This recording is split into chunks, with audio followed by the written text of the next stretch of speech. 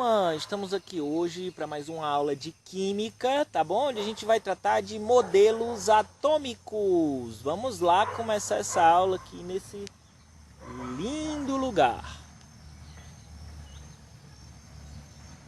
Essa aula aqui comigo, nesse lugar bonito, ao som dos periquitos, onde eu acredito que seja muito favorável ao aprendizado, tá certo? E aí, pessoal, hoje eu gostaria de ter uma aula bem interessante com vocês, bem legal, tá certo? Olha onde é que tem um sabiá.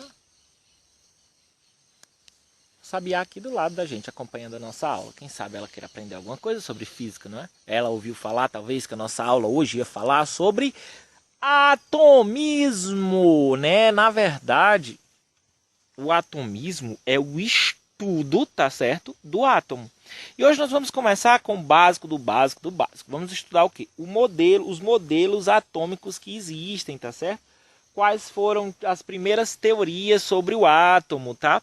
O átomo, pessoal, é considerado, tá, a menor parte da matéria.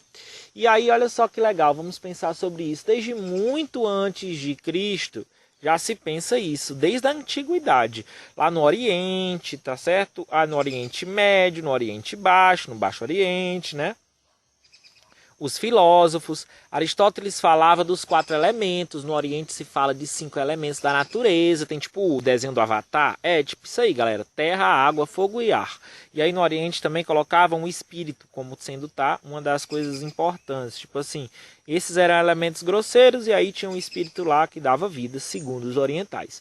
E aí eles passaram a pensar filosoficamente, não cientificamente, tá? Que tudo que existia na natureza era feito desses elementos. E aí eles começaram a estudar, quando foi mais ou menos uns 450 anos antes de Cristo, um cara chamado Demócrito, ele descreveu a menor parte da matéria como átomo. Átomo porque A é negação, né? Por exemplo, tem até aquela brincadeira que eu sempre faço com vocês, eu sou anormal, eu sou ateu. O que é anormal? A ausência da normalidade. O que é, por exemplo, ateu? É o cara que ele não acredita em Deus, né? Ateu. A vem de ausência, tá certo? E aí, olha só o que é interessante. O tomo, ele vem da palavra de divisão. Então, o átomo é aquele que é indivisível, tá bom? Segundo Demócrito, então essa era a menor parte da matéria.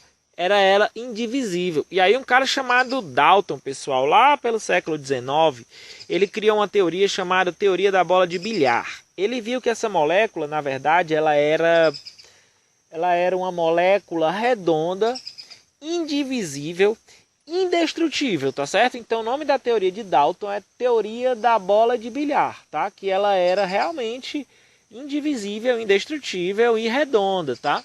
Mas aí, um tempo depois, a ciência foi evoluindo, né? Esse Dalton já era um cientista, e aí um cara chamado Thomson, ele criou uma teoria, tá certo? Que eles conhecem essa teoria como pudim de passas, tá? Essa teoria, ela fala que, na verdade, o átomo, ele é divisível, ele é dividido em duas partes. Uma parte ela carrega uma carga positiva, uma parte ela carrega uma parte negativa, daí começa a surgir o primeiro pensamento sobre os elétrons, né?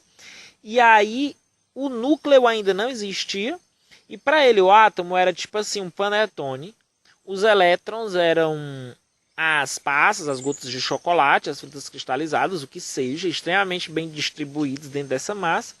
E os elétrons carregavam uma carga negativa, enquanto essa massa carregaria uma carga positiva, tá bom, turma? E aí a gente passa para pensar sobre quem? Sobre depois, a ciência foi evoluindo, tá certo? E aí veio um cara chamado Rutherford. Até acho interessante, Ariano Suassuna tem uns causos que ele conta aí de um roqueiro que fez uma música com o nome desse físico aí, Rutherford. E aí ele fala que na verdade já existe um núcleo, tá certo? E aí ele fala também da eletrosfera. Ele fala que, na verdade, essas passas lá do Thomson, esses elétrons, tá? Eles estão em movimento ao redor desse núcleo. E o nome dessa área que ele se movimenta se chama eletrosfera. E aí ele fala, olha só que legal, que esses elétrons eles não mudam de camadas, que existem várias camadas dessa eletrosfera com elétrons, mas eles ainda permanecem, tá certo? Nessa camada. Então, olha só que interessante. Esse modelo se chama modelo planetário. Tem gente que chama modelo sistema solar, tá? Mas eu ouvi falar mais como modelo planetário, tá? Justamente porque pela primeira vez ele fala da eletrosfera, tá? Que Thomson não tinha falado. Justamente por isso que se chama do Thomson pudim de passas, tá? A do Dalton, a primeira lá é bola de bilhar, tá bom? E aí, pessoal, depois desse Rutherford veio um cara chamado Bohr. E aí esse cara, ele criou um modelo chamado modelo quântico. Esse modelo ele é muito interessante, pessoal, porque basicamente qual é a diferença? A diferença ele acredita do mesmo jeito, tá? Que temos o núcleo, tá bom? Com uma carga positiva, os elétrons com cargas negativas ali circulando ao redor desse núcleo. Mas que esses elétrons, eles podem captar energia e mudar de camada na eletrosfera. Eles podem subir quando eles estão mais carregados energeticamente para camadas mais altas e eles podem descer.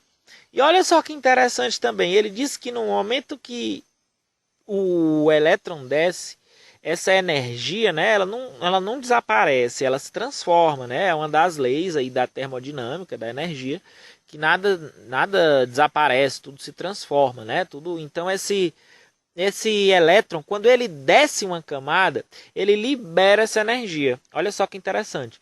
E essa energia, tá bom? Ela é conhecida como fóton, tá? Essa energia ela sai em forma de luz, tá bom? Então esse aí já foi o modelo avançado, o modelo que é estudado até os dias de hoje, tá bom? Modelos de Bohr. E aí, turma, existem também certas nomenclaturas que eles gostam de estar colocando, tá bom? Para os átomos. Eles chamam alguns átomos de isótopos. Tá? Alguns átomos são relacionados um ao outro como isótopos. Por exemplo, quando eles possuem o mesmo número de prótons, eles são conhecidos como isótopos, tá certo? E aí, tem outras nomenclaturas, por exemplo, como isóbaro, quando ele possui o mesmo número de massa. Quando aquele átomo ele tem o mesmo número de massa daquele outro, ele é um isóbaro, tá bom? E ele pode ser um isótono, tá bom? Quando ele possui o mesmo número de nêutrons. E ele pode ser também isoeletrônico. Isoeletrônico quando ele possui o mesmo número de elétrons, né? Isso, turma. Então, olha só, vamos só recapitular para ver se vocês aprenderam rapidinho, tá?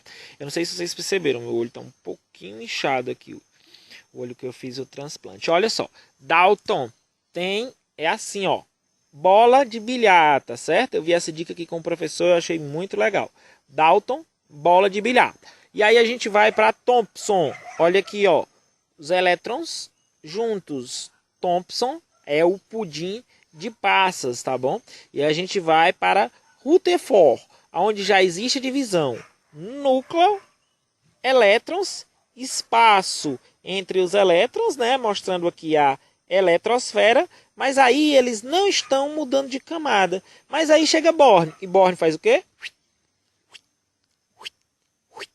Faz os elétrons mudarem de camada, né? Então, olha só.